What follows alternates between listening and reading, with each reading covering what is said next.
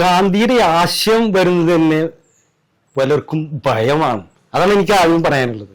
ഗാന്ധി മരിച്ചത് ഈ മതനിരപേക്ഷതയെ കാത്തുസൂക്ഷിക്കാനാണ്, ഇന്ത്യൻ ജനാധിപത്യത്തെ കാത്തുസൂക്ഷിക്കാനാണ്. അത് കാത്തുസൂക്ഷിക്കാത്തവര് ആണ് ഇവിടെ ഭരിക്കുന്നത്. ഗാന്ധിയെ ഭയക്കുന്നവരാണ് ഇവിടെ ഭരിക്കുന്നത്. അതുകൊണ്ട് തന്നെ ഗാന്ധിയെ ചെയ്യുമ്പോൾ പലർക്കും ഭയമുണ്ട്. അതുകൊണ്ടാണ് ഈ വിമർശനം നല്ലതാണ്. ഗാന്ധിയുടെ ആശയം വിപുലപ്പെടാൻ ഈ ആശയം വളരെ നന്നായി, ഈ വിമർശനം വളരെ നന്നായി എന്നാണ് എനിക്ക് ആമുഖമായിട്ട് പറയാൻ. ഗാന്ധിയുടെ ശില്പങ്ങൾ പലരും പല രീതിയിൽ ചെയ്തിട്ടുണ്ട്. ഇത് നമ്മൾ അബ്സ്ട്രാക്ട് രീതിയിലാണ് ചെയ്തത്, അമൂർത്തമായ രീതിയിലാണ് ചെയ്തത്.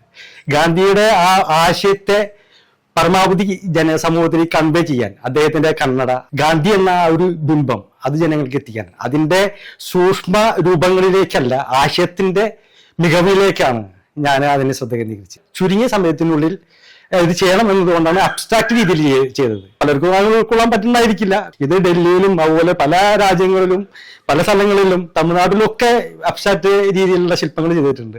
അപ്പൊ ആ രീതിയിൽ വളരെ സൂക്ഷ്മമായിട്ട് നമ്മൾ ചെയ്തതാണ്. ഇപ്പോ ഹുസൈന്റെ ഗാന്ധിയുടെ ശില്പങ്ങൾ കണ്ടാൽ അറിയാം, അത് വേറെ രീതിയിലാണ്. പക്ഷെ അത് ആരും വിമർശിക്കില്ല.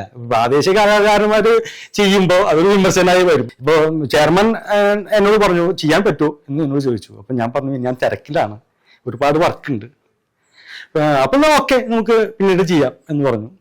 പിന്നീട് ഞാനിങ്ങനെ ആലോചിച്ചപ്പോഴാണ് ഞാനൊരു സാമൂഹ്യ പ്രതിബദ്ധതയുള്ള കലാകാരനായിട്ടൊരു മഹാനായ മഹാത്മാവിനെ ചെയ്യാൻ പറഞ്ഞിട്ട് എനിക്ക് ചെയ്യാൻ പറ്റാതായ അതൊരു എൻ്റെ കലയോട് ചെയ്യുന്ന ഒരു കുറവല്ലേ എന്ന് എനിക്ക് തോന്നിയതിന്റെ ഭാഗമായിട്ട് ഞാൻ ചെയർമാനെ വീണ്ടും വിളിച്ചു. ചെയർമാനെ ഇത് ആരെങ്കിലും ചെയ്യിപ്പിക്കാൻ ഏൽപ്പിച്ചോ എന്ന് വെച്ചു. സ്വരാജ് അത് ഞാൻ വേണ്ട, അത് ഞാൻ വിട്ടു എന്ന് പറഞ്ഞു. ഈ സമയത്ത് തിരക്കുള്ളത് കൊണ്ട് ഞാനൊരു അബ്സ്ട്രാക്ട് രീതിയിൽ അത് ചെയ്യട്ടെ. അപ്പോ അദ്ദേഹം ആലോചിച്ചിട്ട് ഒന്നോ ചെയ്യോ. അപ്പൊ ഞാൻ ചെയ്യുമ്പോൾ അത് കോൺക്രീറ്റിലാണ് ചെയ്യുക, 10 അടി ഹൈറ്റിൽ. നമ്മുടെ തലമുറയിലുള്ള 10 തലമുറ കഴിഞ്ഞാലും അതവിടെ നിലനിൽക്കണം. അങ്ങനെ അത് ചെയ്യാൻ ആരംഭിക്കുകയും ഒരു 14 ദിവസം കൊണ്ട് ഒരു 10 അടി ശില്പം കോൺക്രീറ്റ് ചെയ്ത് ക്രെയിൻ ഉപയോഗിച്ച് ലോറിയിൽ കയറ്റി അവിടെ കൊണ്ടുവന്ന് ക്രെയിൻ ഉപയോഗിച്ച് അവിടെ ഇറക്കി വെച്ച് എല്ലാവരും അഭിനന്ദിച്ചു.